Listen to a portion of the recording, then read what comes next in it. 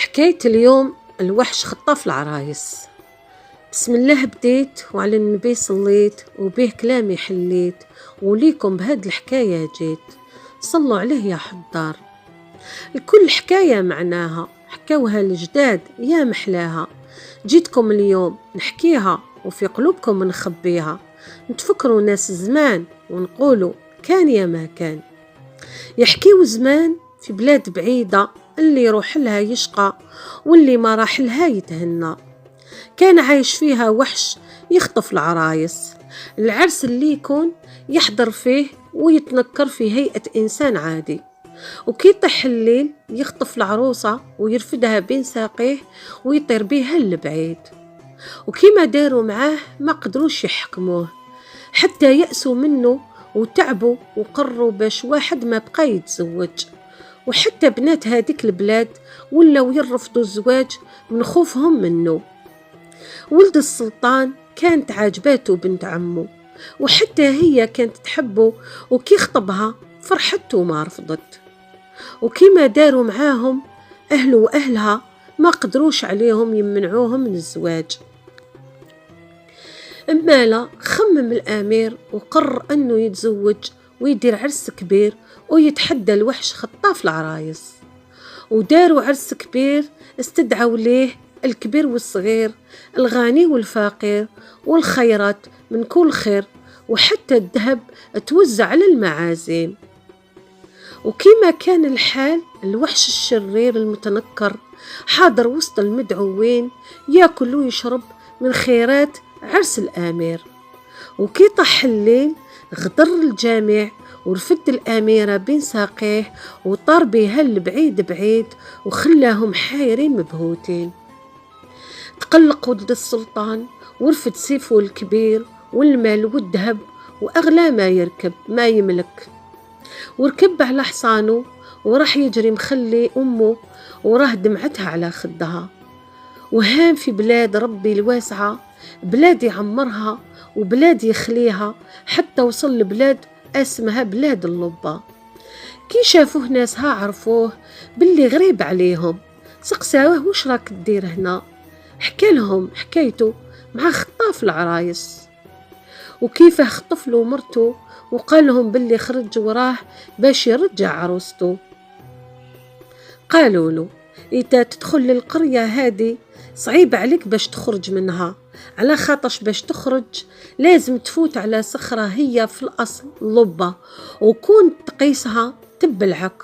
ونصحوه وقالوا له باش تسلك منها على خير لازم كي تقرب لها وتشوفك تعرف باللي راح تبلعك ارضع من صدرها.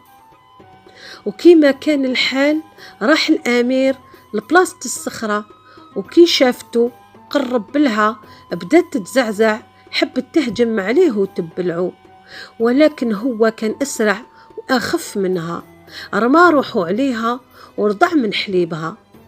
هدات الصخرة وقالت له يا ولد السلطان لو كما جاش حليبي بين سنانك تسمع التقطيق ما بين عظامك. يحكي لي وش جابك لعندي؟ قالها يا أمي اللبة أنا اللي بيا خطاف العرايس، وحكي لها حكايته كاملة معاه. قالت له أنا نخليك تفوت بصح عندي شرط، راكي تخرج من بلادي تخرج على جبل يحرس وغول، نحبك تجيب لي من عنده زهرة اسمها زهرة النرجس. وخلاته راح في لامان. خرج الأمير من هذيك البلاد بسلام وكمل طريقه، وكل ما يعيا يقعد يرتاح شوية ياكل ويشرب ويزيد يكمل المشي. مشى حتى وصل لجبل، خرج له غول كبير قال له وش راك تدير هنا في بلادي؟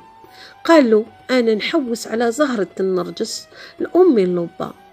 قال له الغول كي عادة اللبة هي اللي خلاتك تفوت نمدلك الزهرة. ووداه ورالو بلاصتها. ادى الأمير الزهرة، وقبل ما يخرج قال له الغول احكي لي حكايتك. وحكى له الأمير حكايته مع خطاف العرايس.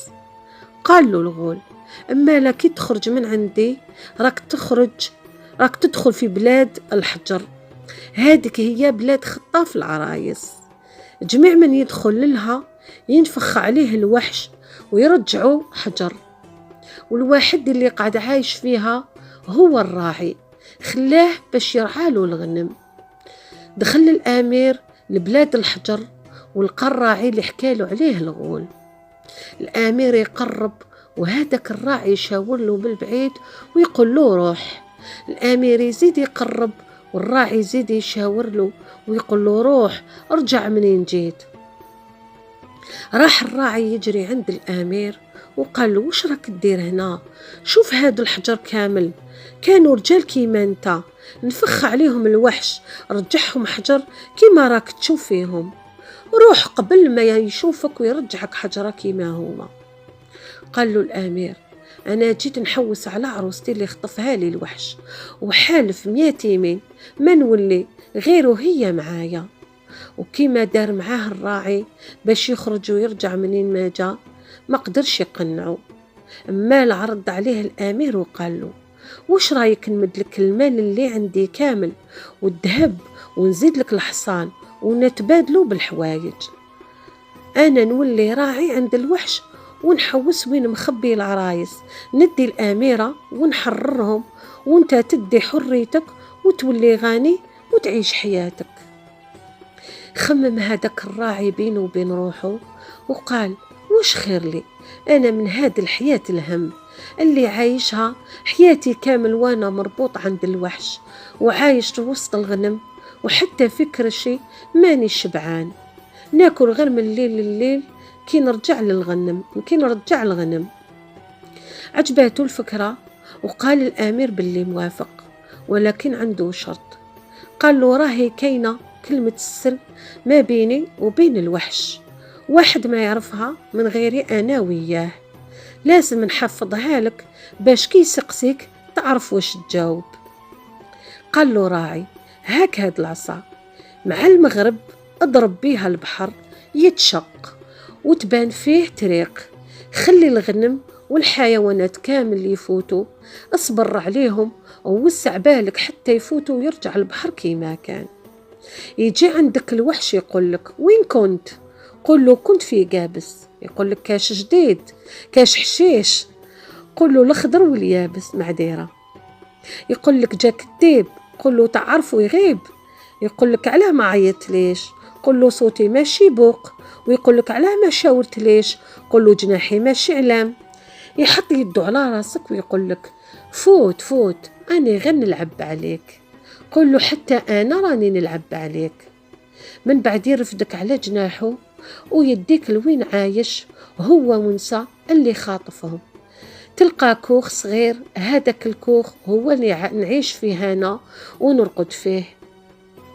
تجي عندك وحدة من النساء اللي خاطفهم تغسل لك رجليك وتجيب لك العشاء. حفظ الأمير الكلام اللي قاله له الراعي مليح، وتبادلوا الحوايج ومدلوا الذهب وكل ما يملك، وحكم غير زهرة النرجس اللي وعد بها اللبة. وهداك الراعي دا كل واش مدلو الأمير وهرب فوق الحصان. الأمير قاعد يستنى حتى غرب المغرب، ضرب البحر بالعصا اللي مدها له الراعي، اتشق البحر وفاتت الحيوانات كامل، زاد ضرب البحر ورجع كيما كان. جاء عنده الوحش قال له وين كنت؟ قال له الأمير كنت في قابس. قال له كاش حشيش؟ قال له الخضر واليابس. قال له جاك الديب؟ قال له تعرفوا يغيب. قال له علاه ما عيطت ليش؟ قال له صوتي ماشي بوق. قال له علاه ما شاورت ليش؟ قال له جناحي ماشي علام. جا الوحش وقرب للأمير وحط يده على راسه كيما قال له الراعي، وقال له فوت فوت كنت نلعب عليك. قال له الأمير حتى أنا نلعب عليك. رفدوا فوق جناحه وداه لوين عايش هو والعرايس اللي خاطفهم وراح. والأمير راح للكوخ اللي قال له عليه الراعي. هو دخل الكوخ وهي دخلت عليه بنت عمه بالماء سخون، وهي حطت راسها باش تغسل له رجله، وهو حكمها من يدها.